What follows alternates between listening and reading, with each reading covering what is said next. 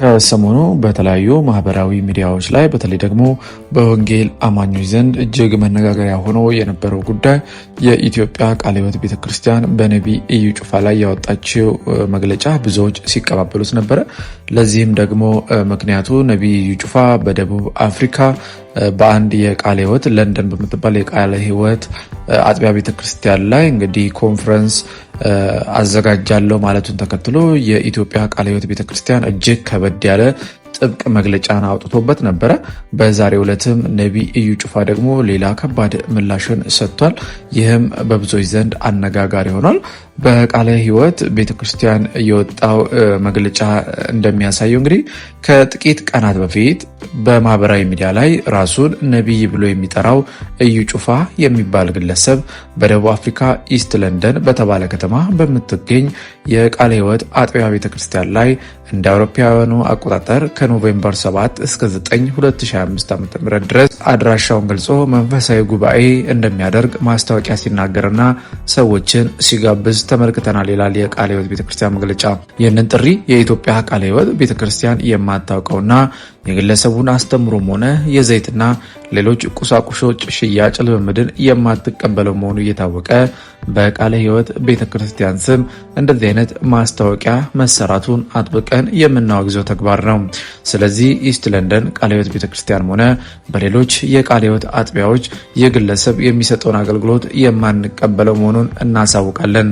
በዚህ አጋጣሚ ብዙ የሐሰት ትምህርቶችና ልምምዶች በበዙበት በዚህ ዘመን ሁሉም የቃለ ሕይወት አጥቢያ ቤተክርስቲያን የሚጠሯቸው አገልጋዮች አስተምሮ ሕይወትና ልምምድ በጥንቃቄ በመፈተሽ ከሚመለከታቸው አካላት ጋር ደጋግሞ በመመካከር የአባሎቻችንን መንፈሳዊ ጤንነት እንዲጠብቁ በድጋሜ ለማሳሰብ እንወዳለን ይላል። እንግዲህ በኢትዮጵያ ቃለ ሕይወት ቤተክርስቲያን ስራ አስፈጻሚ ኮሚቴ አባል የቀረበው መግለጫ ማለት ነው። ታዲያ ይህንን ተከትሎ በትናንትናው ዕለት ከሰዓታት በፊት ደግሞ ነቢይ እዩ ጩፋ ሌላ እጅግ አወዛጋቢ አነጋጋሪ ብዙዎች እየተቀባበሉት ያሉትን ምላሽ ሰጥቷል። እሱም በምላሹ እንደዚህ ይላል። አከርካሪው ለተሰበረው አክራሪ ቡድን ይድረስ። የኢትዮጵያ ቃለ ሕይወት ቤተክርስቲያን ስራ አስፈጻሚ ኮሚቴ አማካኝነት ጥቅምት 28 2018 ዓ.ም ነቢይ እዩ ጩፋን በተመለከተ የወጣው ደብዳቤ እርሱንም ሆነ እርሱ የሚመራውን ታላቅ ሕዝብ የማይመጥን እንዲሁም ለነቢያት ካለው ከጭፍን ጥላቻ የመነጨ መሆኑን ፍንተው አድርጎ ያሳየ መግለጫ ነው ይላል የክራይስት አርሚ ቤተክርስቲያን መግለጫ። ይህ መግለጫ ከመጽሐፍ ቅዱስ ትምህርት ከቤተክርስቲያን ሕግና ከመንፈሳዊ መመሪያ ጋር የማይጣጣም መሆኑን በሚገባ ተገንዝቤያለሁ። የቤተ ክርስቲያን ዋና ተልእኮ የሰዎችን መዳንና መንፈሳዊ እድገት መሆኑ እየታወቀ ዋናውን ተልእኮ ወደ ጎን በመተው ባረጀና ባፈጀ በአንደኛው ክፍለ ዘመን በቀረው በሃይማኖታዊ ጥላቻ መጠመዳችሁ ሌላ አሳፋሪ ጉዳይ ነው። ብዙ ምዕመናንን አቅፎ የያዘ ትልቁ ተቋም ትልቁን ተልእኮ ከረሳ ኪሳራ ውስጥ መሆኑን እግረ መንገዴን እየገለጽኩ እኔ የኢትዮጵያ ቃለ ሕይወት ቤተክርስቲያን ስራ አስፈጻሚ ኮሚቴ አማካኝነት ተላላኪ ሳይሆን ወደ ዓለም ሁሉ ሂዱ ወንጌልንም ለፍጥረት ሁሉ ስበኩ ከተባሉት ውስጥ ያለውን ድርሻዬን በሚገባ እየተወጣሁ ያለው ሰው ነኝ። በመጨረሻም የዚህ መግለጫ አውጪዎች ራሳችሁ የኢትዮጵያ ቃለ ሕይወት ቤተክርስቲያን ስራ አስፈጻሚ ኮሚቴ ብሎ የሚጠሩት የተከበረውን የእምነቱ ተከታዮችን የማይመጥኑ በጥላቻ የታወሩ ኃላፊነት የጎደላቸውና ኋላ ቀር አስተሳሰብ ያለባቸው መሪዎችም ጭምር መሆኑን በደንብ ይገልጻል። ነቢይ እዩ ጩፋ የክራይስት አርሚ ኢንተርናሽናል ቸርች ፕሬዚዳንት፣ የኢትዮጵያ ፔንቴኮስታል አብያተ ክርስቲያናት ምክትል ፕሬዚዳንት፣ የኢትዮጵያ ወንጌል አማኞች ካውንስል ቦርድ አባል እንግዲህ በማለት ነቢይ እዩ ጩፋ ደግሞ በትናንትናው አመሻሽ ከሰዓታት በፊት ይህንን መግለጫ አውጥቷል። በዚህ መግለጫ ስር ታዲያ የተለያዩ ሀሳቦች ሲስተናገዱ ነበረ።